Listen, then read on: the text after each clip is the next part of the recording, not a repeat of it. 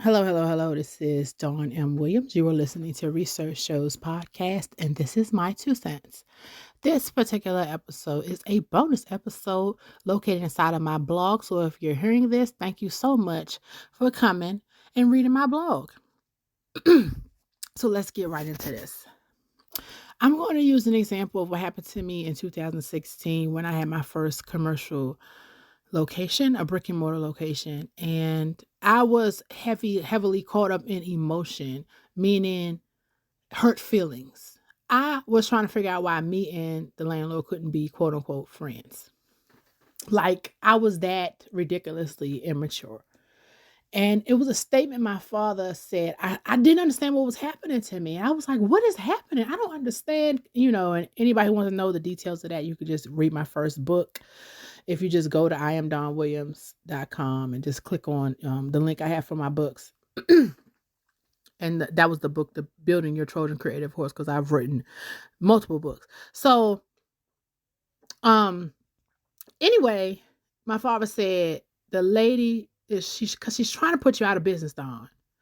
So that made me delve deep into emotional, like, oh, I can't believe why would she want to put me out of business? I wish somebody could explain to me what this is and why this is. So, fast forward all these years later, a whole lot of videos with self-help and understanding narcissistic personality disorder and cluster B personality disorders and different types of things.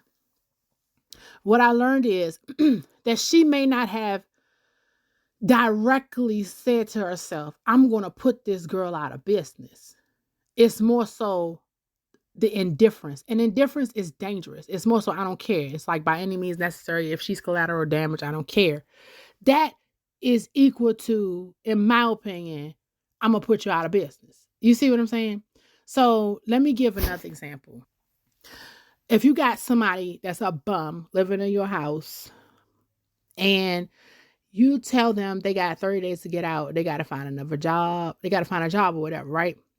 And their intent is to find another job in their brain. They're literally in their brain really thinking, I could try to find a job. Then they're making all these excuses in their brain, this and that, because they're used to operating on autopilot. By default, they operate in the mode of just being straight up trifling. If I come to them and I say, you don't want no job, right? In their mind, they're thinking, well, I do want a job mentally. I do. I'm planning on it, going looking for jobs on this day. And what, from hindsight, from my position, I'm looking, if you wanted a job, you would get up and every day be on the internet. You would have found a job. I don't care if you got to sweep people's floor, whatever. It's a difference between action and inaction. And a lot of times that can be confused with evil because sometimes it's flat out evil. Some people flat out is like, I'm out to get you. I'm going to do this to you, this, and that. And I'm also writing, talking about what I've been going through with my current landlord and the Phoenix Salon Suites. So the lady is similar to the landlord who I had before, where by default she's trifling. She's pretty trifling. And I don't care what her intentions are or what she thinks her intentions are. She is by default literally putting everybody out of business. She can pretend all day long, and also Mr. Davis as well, can pretend all day long that that's not the intention. I'm trying to make money. When in actuality, you're looking at it like you clearly don't want to make any money because the environment that you provide makes it so that by default, we lose clients left and right. Case in point, if I would have came in and not said nothing, never complained, which is what was happening in the very beginning.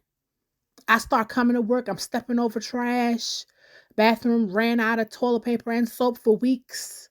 It was just all these things keep happening. Well, what's going to be the result of that?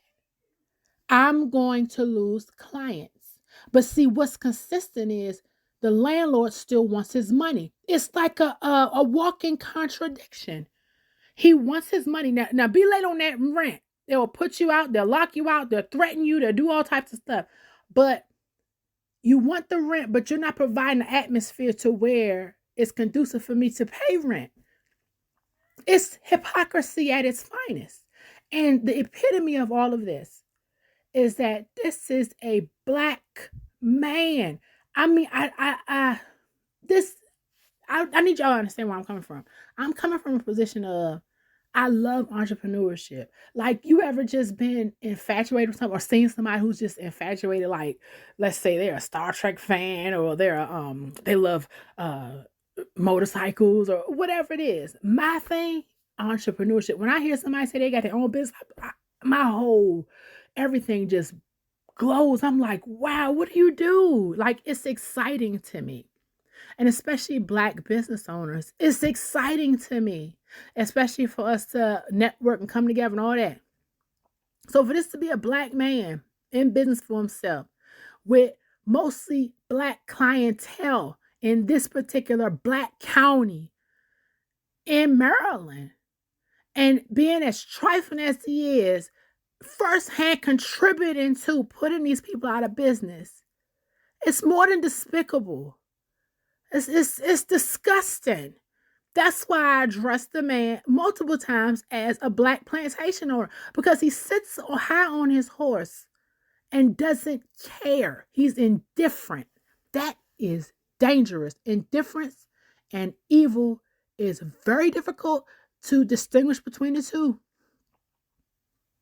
because it just is. I actually learned that from a daggone psychiatrist on YouTube, Sam Vaknin. I follow him.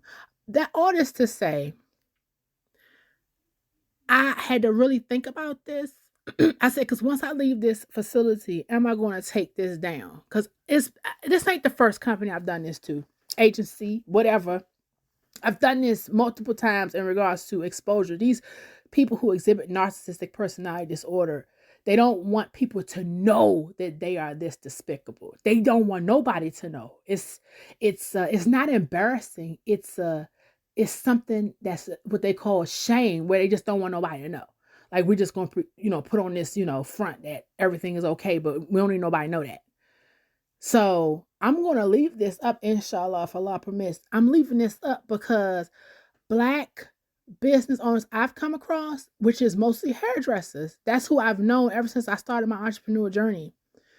Hard hustling hairdressers don't know how to fight commercial landlords. And the key is exposure, and relentless exposure. It ain't cussing at them, it ain't screaming at them. It's very short emails and relentless exposure. And I'm actually grateful to Mr. Davis for giving me the opportunity to understand how serious it is. And it also, he helped me understand how to properly fight massa. I can't say it any other way. It's a daggone shame I'm sitting there fighting a black man. And when I tell people about this, they be like, oh, is this a white man? No, this is a black man, American from New York, that's treating other black businesses like this and don't give a F. That's it.